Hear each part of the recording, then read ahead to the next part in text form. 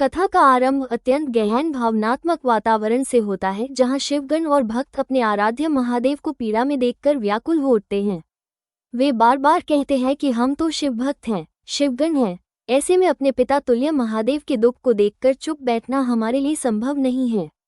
वे इस बात का संकल्प लेते हैं कि चाहे कितनी भी कठिन परिस्थिति क्यों न आए, चाहे सामने कितना ही बड़ा संकट क्यों न हो, वे महादेव की सहायता करेंगे और अपने आराध्य को कष्ट से मुक्त कराएंगे। पूरे वातावरण में यह विचार स्पष्ट होता है कि अब ये साबित होकर रहेगा कि कौन अधिक बलवान है, मल महाराज की अपार शक्ति या शिवगणों की अटूट भक्ति। इस संघर्ष के साथ ही यह भी तय होना है कि अंततः जीत किसकी होगी, देवत्व की अथवा आसुरी छलबल की। इसी बीच कथा में गांव का समाज और महालसा के पिता एक महत्वपूर्ण भूमिका में सामने आते हैं। वे उस सत्य को देखकर हैरान रह जाते हैं कि जिस मार्तंड को अब तक उन्होंने केवल एक सामान्य अतिथि समझा था, उसी ने उनकी पुत्री महालसा के मन और आत्मा दोनों को जीत लिया है। ये बात पूरे गांव के लिए मानो एक आघात के समान है। समाज इसे केवल व्यक्तिगत घटना नहीं मानता, बल्कि पूरे गांव की प्रतिष्ठा और मर्यादा से जोड़ देता है। महालसा के पिता का क्रोध सीमा पार कर जाता है और वे आक्रोशित होकर घोषणा करते हैं कि यह अपराध इतना गंभीर है कि इसके लिए केवल और केवल मृत्युदंड ही उचित दंड है। उनके अनुसार मार्तंड और महालसा का संबंध न केवल उनके कुल की प्रतिष्ठा को बल्कि पूरे गांव के मान सम्मान को कलंकित कर रहा है और यह स्थिति असहनीय है। पिता और उनके साथ खड़े गांव वाले इस संबंध को किसी भी हाल में स्वीकार नहीं करना चाहते। वे लगातार कहते जाते हैं कि उनकी पुत्री ने उनकी मर्यादा को दांव पर लगा दिया है, कुल की परंपरा और इज्जत को मिट्टी में मिला दिया है। गुस्से में पिता साफ साफ कह देते हैं कि अब इसका केवल एक ही परिणाम होगा, मृत्युदंड। लेकिन इसी बीच कुछ लोग, जो करुणा और ममता से प्रेरित हैं, सामने आते हैं और पिता को समझाने का प्रयास करते हैं। वे कहते हैं कि महालसा भोली है, मासूम है और निश्चित ही मारतंड के छलावे में आ गई होगी, इसलिए उसे इतनी कठोर सजा देना उचित नहीं है।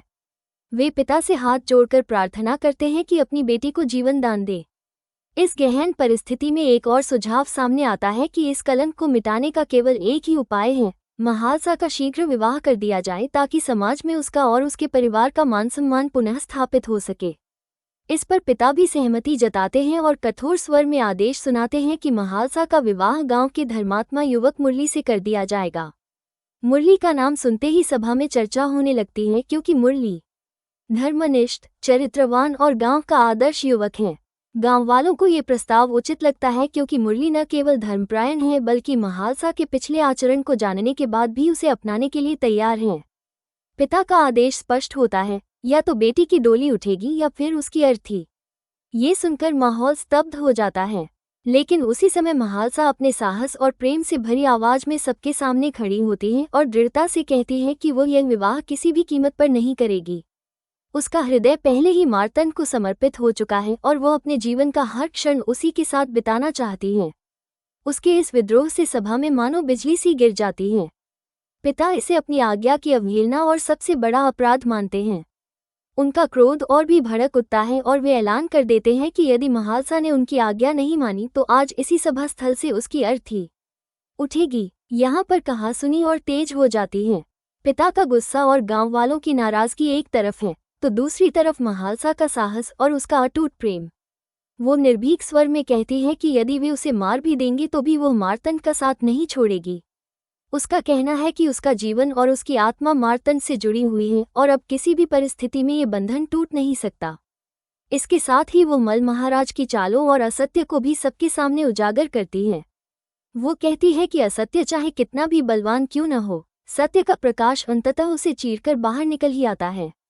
वो सभा के सामने स्पष्ट कर देती है कि मल महाराज और पिता की सारी आसुरी योजनाएं अब समाप्त होने वाली हैं, क्योंकि सत्य की ज्योति जल चुकी है। इस वक्त उसके स्वर में न केवल एक प्रेमिका की दृढ़ता बल्कि एक देवी की शक्ति झलकती है। सभा में मौजूद लोग उसके इस सामालसा अपने माता पिता से व्यथित मन से प्रश्न करती हैं कि क्या वे इतने निर्दयी हो सकते हैं कि केवल समाज की बातों में आकर अपनी ही बेटी को मृत्यु दंड देने पर उतर आए। वो उन्हें ये समझाने का हर संभव प्रयास करती है कि उसका प्रेम किसी छल या पाप पर आधारित नहीं है, बल्कि यह प्रेम पवित्र और सत्य है। वो पिता को याद दिलाती है कि असली दोषी वही मल महाराज हैं, जिन्होंने शिव मंदिर में अवरोध पैदा किए, जिन्होंने अपने तंत्र मंत्र के जरिए पूरे गांव पर संकट डाला और यही कारण बना कि उसकी माता की भी अकाल मृत्यु हो गई। ये सुनकर सभा में चारों ओर खलबली मच जाती है। कुछ गांव वाले पिता के पक्ष में खड़े रहते हैं तो कुछ महालसा की सच्चाई सुनकर भीतर ही भीतर विचलित हो जाते हैं। परंतु पिता अपनी हद से टस से मस नहीं होते। उनका स्वर कठोर हो जाता है और वे ऐलान करते हैं कि उनका आदेश ही अंतिम है, चाहे उससे बेटी की जान क्यों न चली जाए। इसी बीच कथा एक दार्शनिक मोड़ लेती है, जब यह विचार सामने आता है कि जब मन विचारों की आंधी में उलझ जाता है तो सत्य और शांति धुंधली पड़ जाती है, लेकिन जब साधना और ध्यान के बल पर मन शांत होता है तो आत्मा का चंद्रमा अपने पूरे सौंदर्य में प्रकट होता है। ये शिक्षा मानो सीधे पिता और गांव वालों के लिए ही दी जा रही हो कि वे अपने अहंकार और गुस्से से परे हटकर सत्य को पहचाने। लेकिन इस वक्त पिता के कान बंद हैं और वे केवल अपनी प्रतिष्ठा की रक्षा करना चाहते हैं। महालसा अपने दृढ़ संकल्प के साथ पिता को चुनौती देती है। उसका स्वर स्पष्ट और निडर होता है। वो कहती है कि यदि आप सचमुच इतने समर्थ होते तो अब तक अपने तंत्र मंत्र से हमें नष्ट कर चुके होते, लेकिन सत्य और पवित्र प्रेम के आगे आपके सभी मायाजाल व्यर्थ हैं। सभा में ये सुनकर सब हैरान हो जाते हैं। महालसा का विद्रोही स्वर केवल एक बेटी का आक्रोश नहीं, बल्कि सत्य, धर्म और स्त्री स्वाभिमान की रक्षा का उद्घोष बन जाता है। वो कहती है कि उसका प्रेम शुद्ध है और उसे कोई मिटा नहीं सकता, चाहे पिता ही क्यों न उसके विरुद्ध खड़े हों। इस साहसी उद्घोष से सभा में हलचल मच जाती है। पिता की प्रतिष्ठा और बेटी का आत्मबल आमने सामने आ जाते हैं। वहीं दूसरी ओर शिवगण और स्वयं महादेव की पीड़ा का प्रसंग समानांतर रूप से चलता है। शिवगण चिंतित हो उठते हैं कि यदि यह संघर्ष आगे बढ़ा तो मल की आसुरी शक्ति और शिवभक्ति का टकराव निश्चित ही किसी अनिष्ट को जन्म देगा। वे सोचते हैं कि आज का दिन ये साबित करेगा कि कौन अधिक शक्तिशाली है, असत्य की अंधकारमयी शक्ति या सत्य की भक्ति का प्रकाश।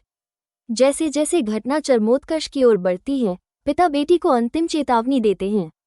उनका कहना है कि या तो महालसा मल से विवाह करेगी या मृत्यु का वरण करेगी।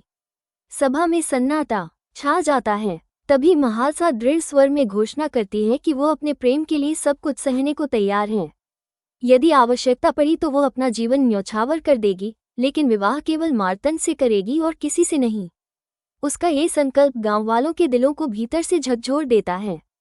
कुछ लोग दबे स्वर में उसकी बात का समर्थन भी करने लगते हैं, जबकि पिता क्रोध से कांपते हुए अपनी प्रतिष्ठा की ढाल ओढ़े रहते हैं। इसी समय देवता भी साक्षी बनकर प्रतिक्रिया देते हैं। वे पुष्पवृष्टि कर चुके हैं। वे पहले ही शिवशक्ति के मिलन का आशीर्वाद दे चुके हैं, लेकिन अब परीक्षा केवल मानव समाज की शेष रह गई है। देवताओं की प्रसन्नता और समाज की नाराजगी का ये टकराव कथा को और भी रोमांचक बना देता है।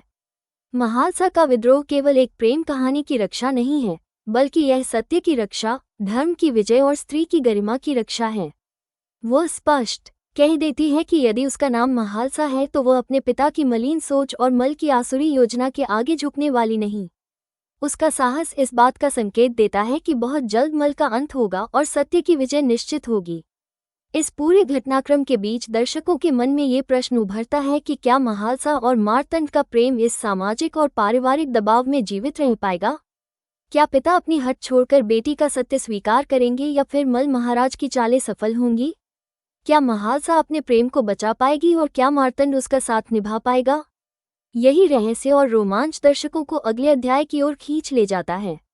दोस्तों, अगर आपको ये रोमांचक कथा पसंद आई हो तो कृपया चैनल को लाइक, शेयर और कमेंट जरूर करें और हमारे साथ जुड़े रहें ताकि आप आगे की कहानी का कोई भी हिस्सा मिस न करें।